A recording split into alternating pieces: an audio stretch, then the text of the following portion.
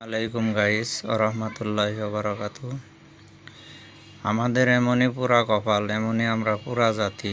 দেখেন, জাপানের মতো একটা দেশ 90% লোক খ্রিস্টান, অথচ তাদের ইমান এতটাই মজবুত, তারা কোনো দুর্নীতি বুঝেই না। দেখেন বাংলাদেশের অবস্থা, আজকে 4 দিন ধরে গ্যাস নাই, লাকড়িতে পাক করতেছি।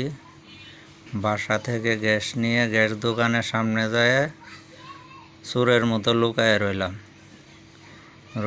গ্যাস দোকানের চোর আসলো, আসে এই যে 1900 টাকা দিয়ে গ্যাস নিয়ে পরে গ্যাসটা বাইর করে দিয়ে তালা মেরে চলে গেল। তো এখন আমার তো পাক করতে হবে, খাইতে হবে, তা আমার তো গ্যাস কিনাই লাগবে। অথচ বাংলাদেশ 100-র মধ্যে 90 জন লোক মুসলমান। আমাদের ইমানের অবস্থা কি এখন চিন্তা করেন।